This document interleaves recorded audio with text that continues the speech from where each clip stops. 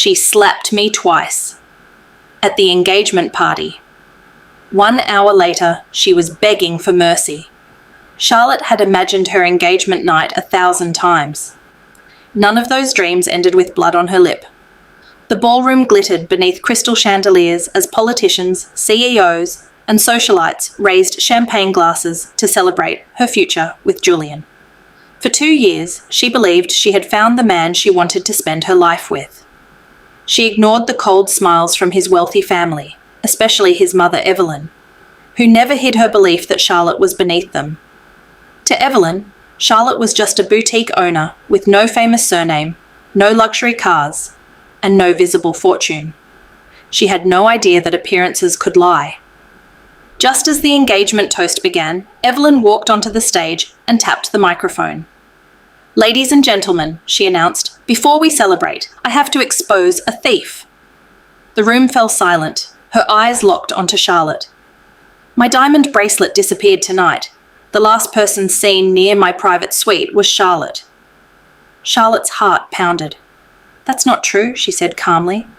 "I've never entered your suite." "You still have the nerve to lie?" Without warning, slap! The sound echoed across the ballroom. Charlotte staggered sideways as hundreds of shocked eyes stared at her. Before she could recover, slap! The second strike split her lip. Evelyn pointed toward the doors.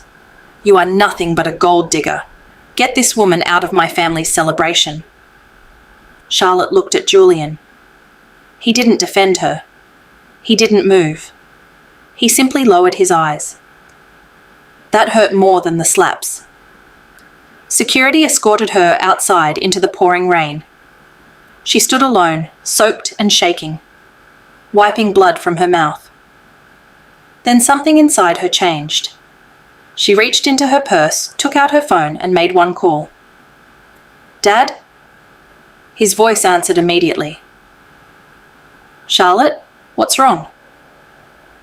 "They accused me of stealing, and your future in-laws had me slapped twice in front of everyone." Silence. Then his voice became ice cold. "Stay where you are." Less than an hour later, the celebration inside the hotel collapsed. Phones began ringing across the ballroom. Julian's father suddenly rushed inside, his face drained of color. "Our banks just froze every corporate account." "What?" Evelyn laughed nervously. "Our investors are pulling out. Our credit lines are gone. Every contract is being cancelled." Julian stared at his phone as headlines appeared. The holding company controlling nearly every major investment connected to their business had terminated all partnerships. The order came directly from its owner, Charlotte's father. Only then did Evelyn realize the quiet woman she had humiliated wasn't poor. She was the daughter of one of the country's most powerful businessmen. Panic replaced pride. Julian and Evelyn rushed outside into the rain. Charlotte was still waiting beneath the hotel entrance. A black limousine slowly pulled up beside her. "Charlotte," Julian shouted. "I'm sorry, please, I didn't know." "You didn't need to know who I was," Charlotte replied quietly. "You only needed to know how to treat people." Evelyn's knees hit the wet pavement. The woman who had ruled the ballroom an hour earlier was now crying openly. "Please," she begged. "Tell your father to stop. We'll lose everything."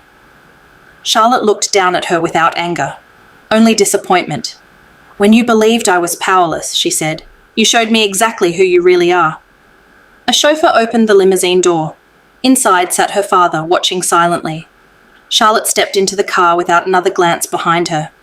As the limousine disappeared into the night, she watched through the rear window while Julian stood frozen beside his kneeling mother. They hadn't lost everything because Charlotte was powerful. They lost everything because they believed kindness should only be given to people with status. And that was a lesson neither of them would ever forget.